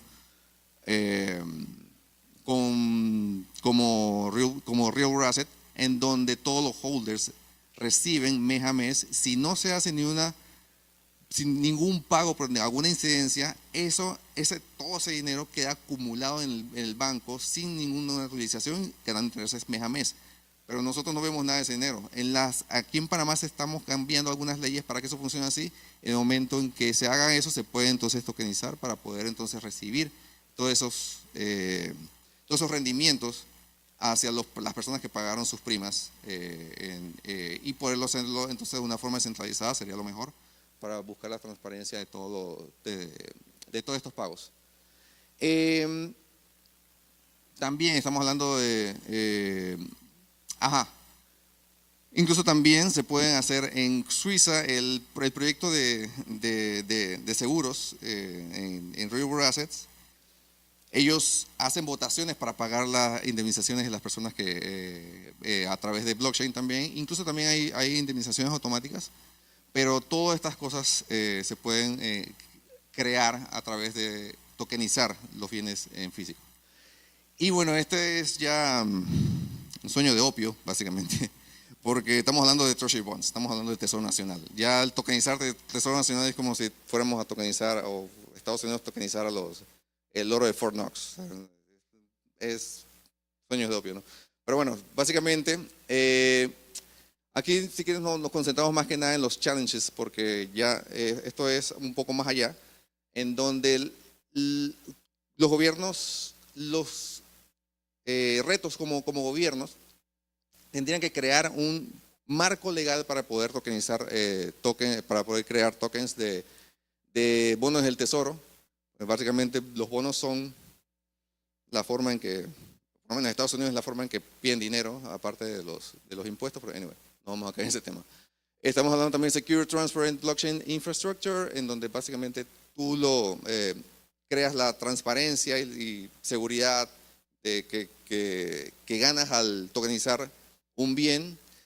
No es algo muy atractivo para los gobiernos, que sea transparente, no es algo que ellos buscan tanto, así que básicamente también tendríamos como reto Regulated Custody and Verification of Real Backing, en donde tendrías ya todo respaldado a través de tecnologías descentralizadas y obviamente el KYC en AML para que funcionen de una forma digital también. Bueno, básicamente todos estos casos de uso van a ser de las tecnologías, de los assets en físico, poderlos hacerlos de una forma digital, obviamente le da la participación a todo tipo de personas a poder invertir en cosas que no están accesibles de una forma muy fácil, como quién aquí invertiría en productos agrícolas, quién aquí invertiría en pólizas de seguro, en primas, en una agencia de seguridad, una agencia de seguro. O sea, todas estas inversiones a través de Real World Assets van a ser mucho más atractivas y van a ser mucho más alcanzables, y con las tecnologías de Tessera Labs van a ser también mucho más intuitivas. Va a ser prácticamente seamless la forma en que el inversionista va a poder invertir en todos estos assets. Y aquí nos vamos entonces a nosotros en Tesseras, en donde somos básicamente la próxima generación, la plataforma, la próxima generación de la forma en que se van a manejar los real world assets, no solamente en la parte de los inversionistas, sino también en la parte de la arquitectura y la infraestructura que estamos creando para poder traer todos estos real world assets al mundo digital. Tenemos algunos proyectos que ahora los voy a mencionar para que se muestre exactamente que cada uno tiene su particularidad, así como lo acabo de mencionar. Y el smart contract necesario que estamos usando dos, ERC 3643, que es el estándar de Real World Assets, más los ERC 20, para poder lograr una participación no solamente global, no solamente a nivel mundial, sino también a nivel de cross-chain, para poder traer tokens de diferentes blockchains, básicamente para poder participar en estos real world assets y poder invertir de diferentes blockchains. También entonces, básicamente también la parte de compliance, efficiency, accessibility. También tenemos participación en diferentes países en donde tenemos agentes que van a avalar la existencia de estos assets en físico, que van a ser tokenizados y que van a ser digitalizados. Y bueno, estamos participando también con Tokeny, que tiene una plataforma, tiene una solución en donde estamos aprovechando para poder lograr tanto el issuance del token ERC 3643 para poder hacer que el token sea mejor monitoreado, para poder traer toda esa información y lograr diferentes productos con todos estos tokens. También está la parte de multi-jurisdictional compliance, que es lo que está hablando de, tenemos agentes de diferentes países que van a hacer que van a avalar la existencia de todos estos tokens, y también el Security Market Support, que estamos hablando también de diferentes blockchains donde vamos a estar participando con nuestro DEX para poder traer tokens de diferentes blockchains. Y básicamente la forma en que vamos a integrar, de hecho la forma en que integramos el motor para poder desplegar estos real world assets, básicamente la optimización de la tokenización para poder hacer más eficiente y más simple para tanto los usuarios, que puedan visualizar exactamente qué están comprando y en qué están invirtiendo, y también la forma de la clasificación automática de estos real world assets, en donde vamos a usar taxonomía ya mucho más definida de cómo vamos a categorizar cada uno de estos real world assets. Y también el despliegue ágil de estos real world assets para poder lograr una rápida implementación de los utilities. Bien, estos son los sectores en donde estamos trabajando ahora mismo. Son real estate, commodities, equity, pensions y carbon credits. Y cada uno tiene su particularidad diferente en donde estamos trabajando tanto como con el estándar que tiene el ERC3643 y creando nuevos smart contracts para poder complementar esa funcionalidad de esos real world assets en diferentes categorías. Y ya, básicamente, estamos trabajando fuertemente con tecnologías avanzadas para lograr una innovación a futuro, para poder cumplir con lo que se necesita para poder transferir todos esos assets en digital, en físico, poderlos transferir al mundo digital y poder que cualquier persona pueda invertir en diferentes digital assets. Es como la frase favorita en todo negocio de blockchain es don't trust, verify. Es lo que nosotros estamos buscando para que ustedes puedan o cualquier persona pueda participar en todos estos real world assets de una forma mucho más intuitiva y de una forma mucho más seamless. Y crear un impacto positivo para mejorar el mundo, porque toda esta participación, toda esta economía que se está perdiendo en este momento, en donde no existe una plataforma lo suficientemente intuitiva para que cualquier persona pueda participar en estas inversiones, trunca un poco la forma de que se maneja la economía mundial. En el momento que tú tengas una plataforma donde puedas invertir en todos estos real world assets, mejora la economía, tiene una dinamicidad mucho más pronunciada para lograr entonces mucho más cosas alrededor del mundo. Y bueno, básicamente eso es todo con real world assets. Si tienen alguna pregunta, a la orden, si no voy a estar por ahí también para que podamos conversar. Great, great, great. Tenemos una por acá. Hola, buenas. Primero, muchas gracias por la charla, estuvo interesante. Gracias.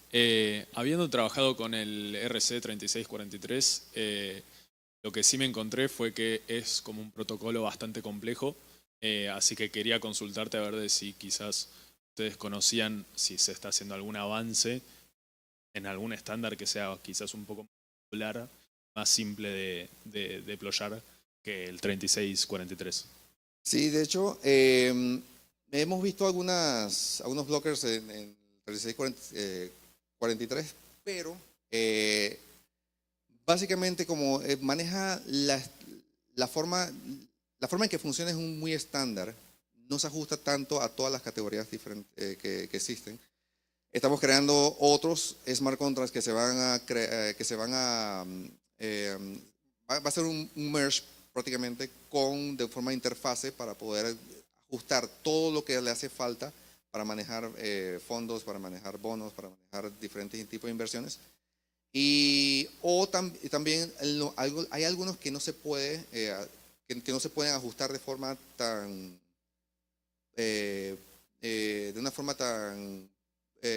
primaria. O sea, no se pueden crear un ajuste completo. Estamos creando templates de diferentes smart contracts basándonos en 3643 para poder entonces ajustarnos a cada una de las categorías. Pero sí, la forma que manejan los agentes, la forma que maneja toda esta permisología con on-chain ID y todo demás es limita un poco el acceso, pero sí lo estamos ajustando. Muchas gracias. Hola, ¿qué tal? Muchas gracias por la charla.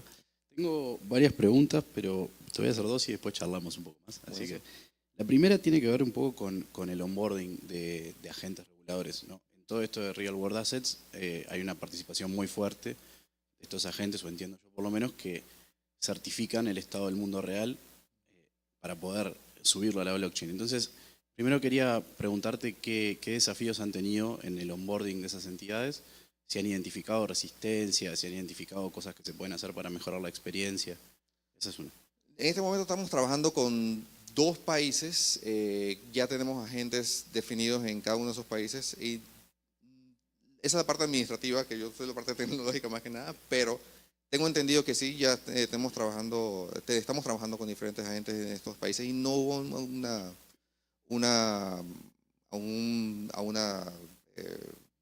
algo que los haya detenido a participar como agentes, así que definitivamente sí, creo que ha habido una buena opción en ese sentido. Ok, y después lo otro tiene que ver con cierto tipo de asset porque son los que tienen tiempos de vencimiento. Mencionabas el caso, por ejemplo, de los granos y eso, y entiendo que ahí tenés elementos en el mundo real o, digamos, assets que no puedes tokenizar a perpetuidad, entonces no puedes ofrecerlos libremente sin tener algún tipo de instrumento que medie en eso. Entonces quería saber qué tipo de soluciones han encontrado para ese tipo de problemas. Ahí es donde vamos a la pregunta que dijo el compañero anteriormente, que sí, definitivamente estamos ajustando lo que ya existe. Y eso es una de las otras cosas que hemos encontrado, no solamente en commodities, sino también en diferentes fondos para poder lograr alguna inversión a corto plazo, a largo plazo, etc. Y existe un módulo en el S3643, si no me equivoco, que tú puedes ajustar esa característica. Tendría que buscar exactamente cuál es, pero sí, en todo caso, si no existe, se puede complementar con un smart contract a manera de interfaz y poder lograr esa particularidad en lo que se vaya a tokenizar. Perfecto, gracias. One more, right? Was answer? Okay. Anybody else? No?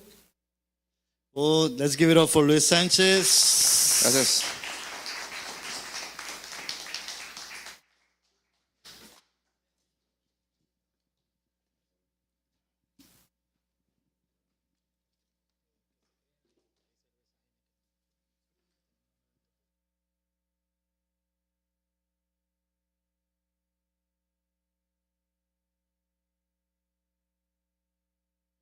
As you can see, I'm receiving some instructions now.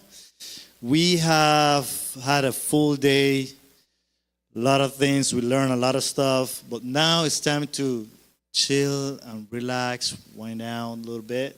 So we invite you to the courtyard.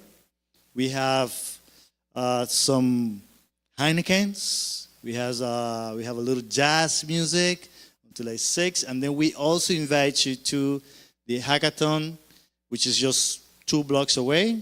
It's a 3-minute walk, and we have the inauguration of the Eth Chanel hackathon as well over there for mentors to meet the teams. We also have a little, if you're a little shy, we have some media people in there as well. Anyhow, we're gonna have some chicken wings and more beers, and if you're hungry, you're gonna have a little, some cheese and stuff like that. So fun stuff, just to network, get to know each other, build community. Sounds good? Yeah? Let's do it then. See you tomorrow. See you later. Oh, those that like poker also, Betsky is inviting to a poker night. You can try the platform and everything.